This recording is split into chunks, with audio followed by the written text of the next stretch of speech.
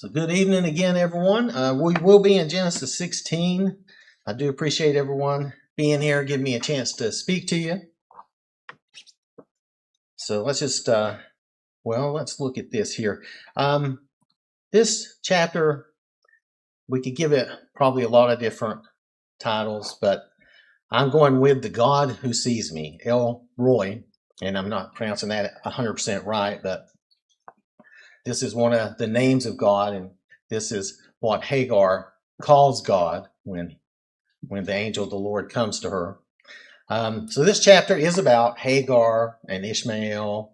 It's also about patience, God's timing, and following his plan and not following our own. And it's also about, as always, God's love and mercy and kindness. Now this image here is of what they call the Helix Nebula, if you want to know that. Some call it the Eye of God. Now, ever since I first saw this picture, this image of this, you know how and let's see, it's in Genesis 1, verse 14, God says the lights in the heavens are for signs.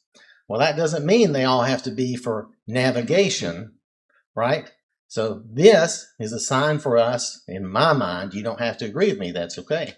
That God is always watching over us. He's always looking out for us. That's why it has this appearance of an eye looking into the universe.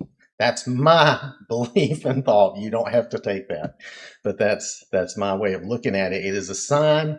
It's a simple message, a simple reminder to us that there is God and he is looking over us. That's me. Now, we're going to get into Genesis chapter 16. Abram is about 85 years old. Sarah is about 75. And they've been here in Hebron, or in Canaan at least, about 10 years. So that's where we're going here. So let's look here at the map, which I should have mentioned that before. But I just circled where Hebron is. I don't know if you can see that very good. I apologize. That's a little better, but nonetheless, my sketchy red circle, but it's there, so you can see Hebron's in there, and Mamre, where he stayed near the that grove of trees, if you remember that. Okay, so let's move on to our first couple of verses in Genesis chapter 16. Now Sarah, Abram's wife, had borne him no children, and she had an Egyptian maidservant whose name was Hagar. So Sarah said to Abram, "See now, the Lord has restrained me from bearing children. Please go into my maid. Perhaps I shall obtain children by her." And Abram heeded the voice of Sarah. Now Hagar is one of the Egyptian servants given to Abram when he was leaving Egypt, if you remember where he got into trouble there, and that they had given him stuff and they let him keep all that he had. And Hagar was one of those servants. Now, when we look at these verses, especially verse 2, if we look at this, we're going to see, at least three problems here. First, Sarah is saying the Lord has restrained her. We don't see any evidence of that. We don't see any mention of the Lord actually restraining her from bearing children. So we don't know what her problem is, if it's just the way she was born or if there's some issue, whatever it is. But she's blaming the Lord that she's not conceiving. Again, we don't see that. Also, to be fair to her, though, it's been 10 years. When God makes a promise to us, don't we always expect it sooner than 10 years? I think we do. So I'm trying to, see both sides of this in a way, but she's kind of losing her faith, losing her trust in God. That's what we're going to see here.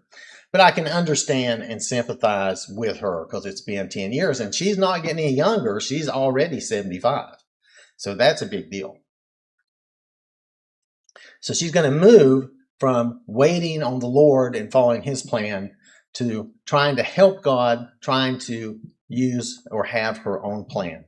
And we need to always remember that God doesn't need our help in that area. We need to follow his plan and what he's told us, not create our own plan. Like we could say, well, Jesus is taking too long to come back, man. We got to find another way. Well, there is no other way. God's plan is the way, right?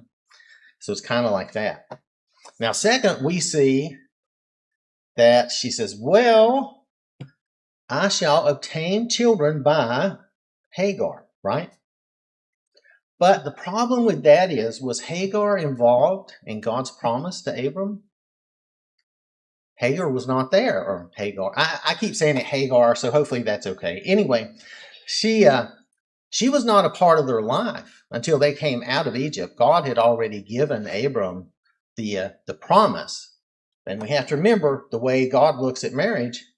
Abram and Sarah were married, so they are one. And when God is making this promise to Abram, he's including Sarah as a part of that. And again, in a future chapter, God is going to be very plain about that it's Sarah who will have Isaac, not someone else. So we want to remember that. Again, like I said, she's kind of losing faith in this promise because it's been so long. And then third, Abram listened to Sarah over God. And I'm going to compare this back to Adam and Eve. Adam is more to blame than Eve. All he had to do was say, no, we're going to follow what God has told us and not partake. That's all he had to do. And he did not do that. That's all Abram has to do. He just has to say, no, I'm going to follow what God has told me. We're going to do that. We're going to wait on God. That's all he had to do. So in a way, I understand that it's Sarah's idea, and she instigated this, and we'll get into that a little later, but Abram is primarily to blame because he goes along with it, and he shouldn't have.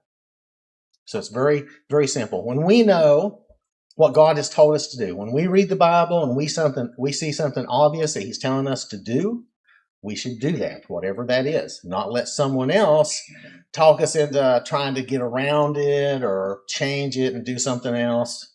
No, we should be following what the Lord is telling us. Because we'll never be wrong following the Lord. But when we start following our own plans and our own ideas, then we get into a lot of trouble. Let's see. And right, if you do get into trouble, you want to get into trouble like Peter talks about in one of his epistles. You want to get in trouble for following the Lord, for doing the right things, not for doing the wrong things. So if we look at verses 3 and 4, then Sarah, Abram's wife, took Hagar, her maid, the Egyptian, and gave her to her husband, Abram, to be his wife, after Abram had dwelt 10 years in the land of Canaan. So he went into Hagar, and she conceived. And when she saw that she had conceived, her mistress became despised in her eyes. So we see Sarah is going to follow through with her plan. Abram goes along with the plan, right? Now, again, understandably, it's been 10 years. I know that it's hard for us to be patient for that length of time. So they're following Sarah's plan now and not God's plan. You know, was Abram even supposed to have another wife? Not that we see in what God told him. It's everything is him and Sarah. So was this God's plan they're following? No, they're following Sarah's plan. And a human plan is always going to have trouble, especially when you're trying to go against God's plan with it. And you see the immediate result here. There's conflict, there's rivalry. Hagar now kind of despises Sarah. Now, especially in those days and in that culture, and even in some cultures today, a woman's self-worth and pride is tied up in having children, and especially back then, producing an heir, that type of thing. And when multiple wives are introduced, it's kind of like we see with Jacob and Leah and Rachel, how they're so competitive and all that. It just causes a lot of problems. But anyway, so here, Hagar is kind of puffing herself up. Well, I've conceived, I have a child, and you've never bore a child, right? So she's kind of proud of herself, and she is thinking less of Sarah because of that. Now she has that. And because there's two wives, a lot of times in these cultures where they have multiple wives, there's a pecking order. Usually the first wife would be the head wife or the boss wife or whatever you want to call it. But if she does not produce children or an heir, she could easily be demoted. Now, I don't know for sure in their culture how they looked at that in this instance, but I know that there are cultures like that. So that could be an issue here. Maybe Hagar felt like she should be the primary wife now because she's got what she considers to be the heir. Now, at this point, she doesn't know she has a son, but nonetheless, nonetheless, she's having a child for Abram. So she would consider herself to be above Sarah. Okay, so again, this strife is created by not following God's plan. This is starting some drama here that's going to be a problem, and it's all because they're not following God's plan. They're trying to follow their own plan. They're trying to help God. Even if their intention is good, they're just going about it wrong. So we have to watch ourselves for things like that and make sure that we are actually following God's plan and his ways and not doing things the way we want to do them. So if we look at verses 5 and 6, then Sarah said to Abram, "My wrong be upon you. I gave my maid into your embrace, and when you saw that she had..." No, I'm sorry. Let me do that again. "I gave my maid into your embrace, and when she saw that she had conceived, I became despised in her eyes. The Lord judge between you and me." So Abram said to Sarah, "Indeed, your maid is in your hand. Do to her as you please." And when Sarah dealt harshly with her with Hagar, she fled, that's Hagar fled, from her presence. So Hagar's fleeing from Sarah. Right away, there's a number of problems here. Sarah is blaming Abram for her plan having unintended consequences, right? I'm mad because I'm receiving the consequences of my actions, right? I mean, that's the way it is, and this is not a good thing. So she's got this attitude that the wrong that's happening to her is his fault.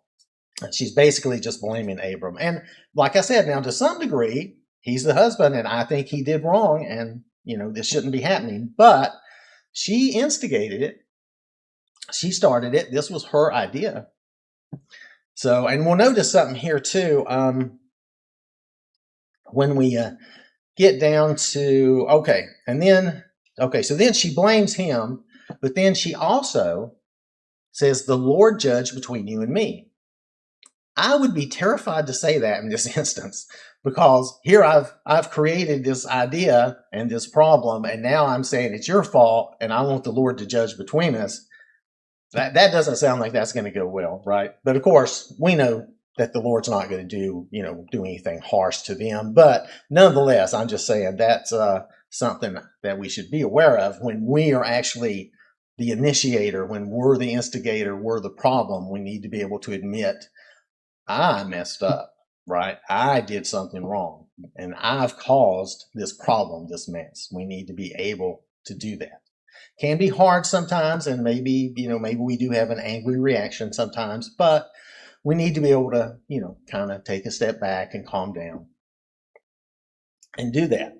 So then, after that, you'll notice how Abram deals with Sarah. He's got a mad wife. And like so many husbands, when their wife is mad, they're like, "Whoa, just whatever you want then. Okay, go ahead. I don't want to deal with you. Just," he takes the easy way out. He says, "Yeah, she's in your hand. Take care of it." So he doesn't, try to do anything different. I just feel like that's the wrong way to handle that. I think most of us would have to agree. I mean, he still cooperated with this. She's with child because of him. So, this shouldn't have been his answer. That's what I'm getting at.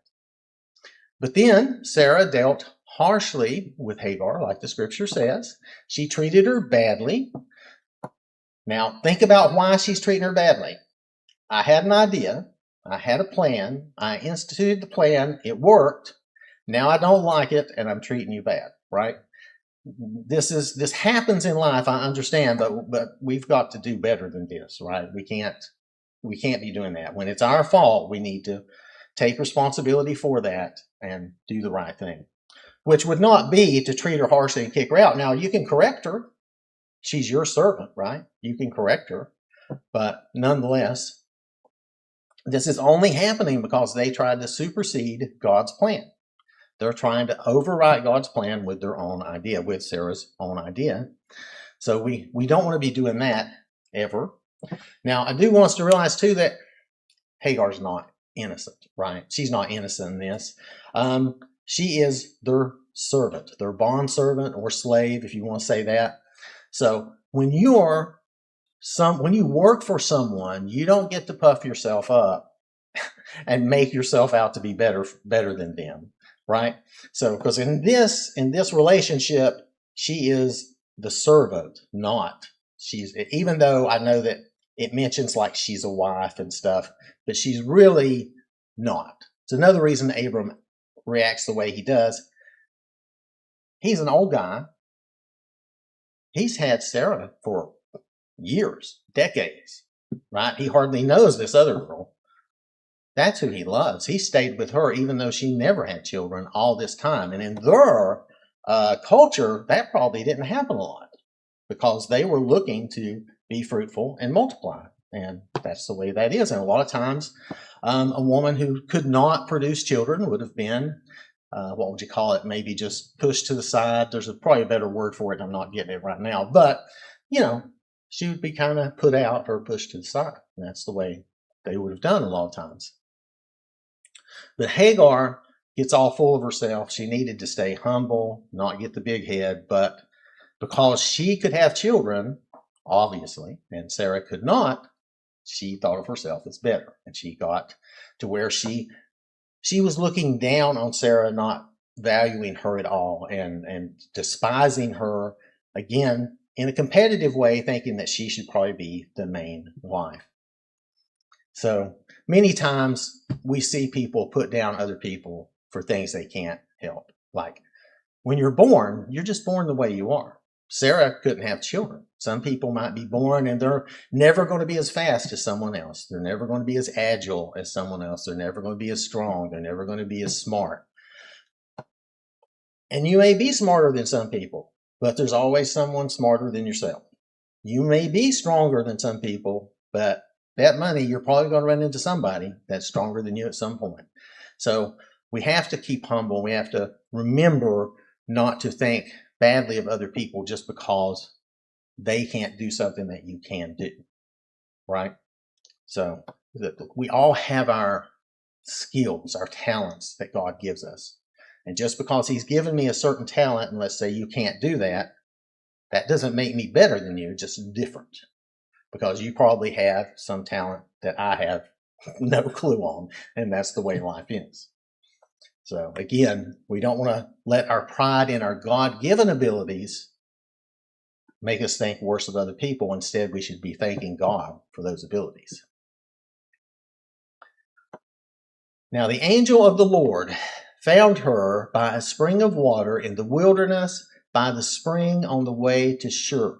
And he said, Hagar, Sarah's maid, where have you come from, and where are you going? She said, I am fleeing from the presence of my mistress, Sarah. So first off, let's look at the map for a second to get an idea of where we are and where she's come from and where she's going, because she doesn't answer that question, you'll notice. Anyway, Abram and them are still up in Hebron, that Mamre area, Hebron, and she is leaving and heading southwest, and you'll notice the way of Shur, it goes through the southern part of Israel called the Negev, and she's heading to Egypt. Most likely, she's thinking, I'm going back home. Most likely. Doesn't say that, but that's the way she's heading. And that's just a general idea of where she was. I don't know the exact area, the exact place any closer than that. So she's fleeing toward Egypt. Again, that seems to me that she'd be thinking of going back home, back to Egypt, where she came from.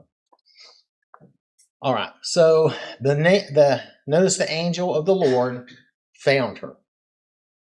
Well, that means he was looking for her. He was sent to find her, right? He's the angel of the Lord. Now, there is some speculation about the angel of the Lord possibly being Jesus. We might see a little bit of that here. I'm not too concerned about that. I've heard some good information on that, and it sounds reasonable at times, but I don't know for sure. And I'm just going to go with what we're looking at in the scriptures here, the angel of the Lord. But it could be. I've heard somebody make a pretty good case for these instances of the angel of the Lord actually being Jesus. But anyway, so then notice he calls her Sarah's maid. She still should be with Sarah, and we're going to get to that. But he calls her Sarah's maid. She's a part of Abram and Sarah's life. So he asks, where have you come from? Where are you going? She doesn't really answer that, but she does say that I'm fleeing the presence of my mistress Sarah. Now, if we look at the next verses, 9 and 10, the angel of the Lord said to her, return to your mistress and submit yourself under her hand. Then the angel of the Lord said to her, I will multiply your descendants exceedingly, so that they shall not be counted for multitude. Now, while worded differently, this promise should sound very familiar to you. But first, the angel of the Lord tells her, return to your mistress, submit yourself. In other words, humble yourself, right? Her problem was she got too proud, and he's saying, you need to go back and you need to humble yourself and be with them. And then he gives her this promise, which sounds very much like the promise to Abram, not incomplete, but I will multiply your descendants. And in the Hebrew, he's actually saying, multiplying, I will multiply your seed. So that multiplying, I will multiply, that's why they say exceedingly here. They're trying to get that idea across of like, I'm going to really give you a lot of descendants through this child, right? So that's what he's telling her. And that's very similar to part of the promise to Abram. And of course, this child is Abram's, right? Kind of makes sense. God has already promised that he's going to bless Abram's descendants, and there's going to be a lot of them. So whether this baby was part of the plan or not, doesn't matter. God's going to live up to his part of the bargain, and he's going to do that. That's part of the covenant. Unfortunately, they've involved her in this covenant.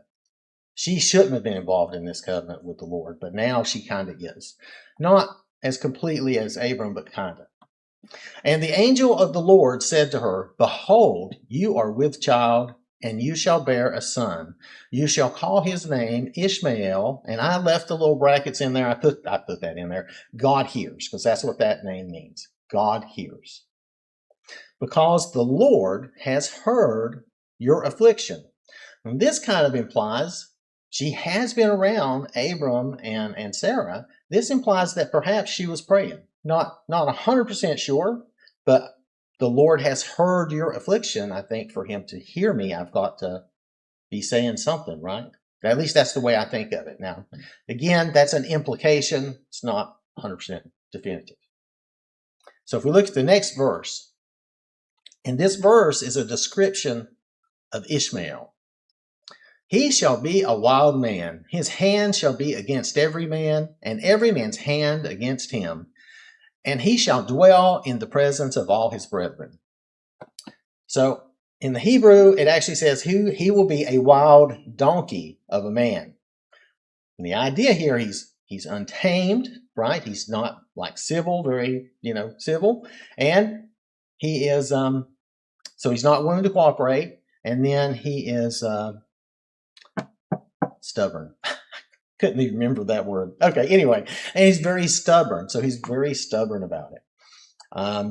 And he makes enemies of everyone. He's constantly going to be fighting, or we would think of maybe being at war with people. And that last sentence is a difficult translation. And from looking at the Hebrew, it really looks like what it should say is something along this line. Okay? He shall be living in defiance of all mankind, of all the brethren. This word for brothers is being used in the widest possible sense, meaning all humans, all mankind. So he's going to be fighting everybody, and he's going to live and persist in defiance of everyone else.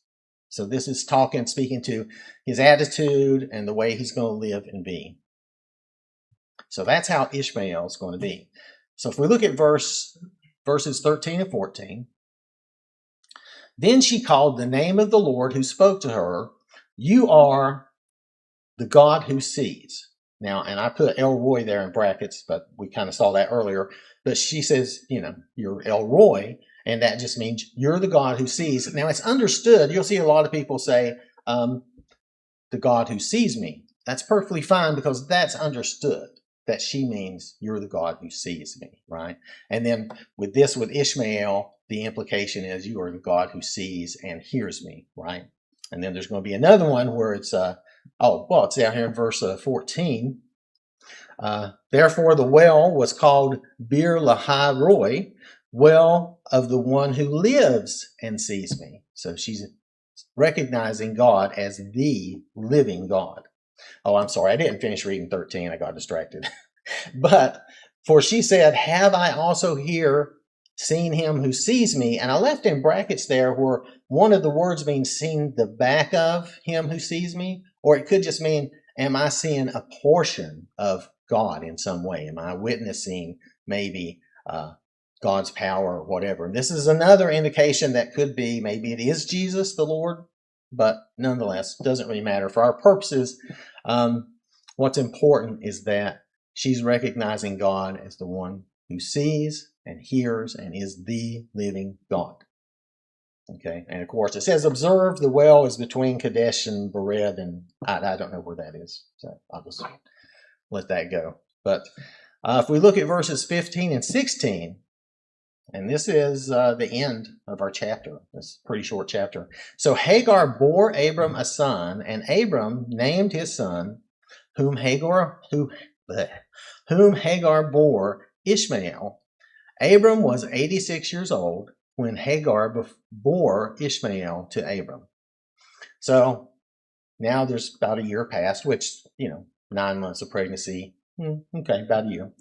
Not quite, but, with some added time. So all of this drama, all of these issues and things going on here, and the fact that, Ishmael doesn't sound like he's going to be the greatest of descendants to have. I mean, this is all by not following God's plan and trying to override his plan, from the intention maybe of trying to help God, but, God doesn't need that kind of help from us. He needs us to follow him and do what he tells us to do. When we read the Bible and understand what he's telling us to do, that's what we need to be doing, not be trying to override that or get around that, anything like that. And I want to close with this verse here, really Genesis chapter 16, verse 13, just to remind us all, just like he saw Hagar in her affliction, just like he heard her, just like he went to her, God is here for us in that same way. He cares for us. He watches. He listens for us. If we would pray to him, we are in a covenant relationship with God if we are following Jesus. And the Lord, he is always faithful, even when we are not. And that's something that this lesson shows as well. They were not exactly doing the right thing, but he was still faithful to his word and what he has been doing. So God does not abandon them. He actively sought out Hagar in her distress, and God does that for us. So if anyone here, if you need to hear from God, if you need prayers for anything, we would be happy to help you with any of that. If you have any distress or anything that you need prayers for, or that you want to pray to God about, and really, if for any reason you have something you don't want to talk about, you can still pray to God. He's who we would all pray to anyway. So you can pray to God, but having the prayers of the congregation can be a good thing. So I don't want to push you away from that. Instead, if there's anything like that we could help you with, if anyone needed to be baptized, we'd be happy to do that. We just ask that you'd come forward, have a seat in the front as we stand and sing.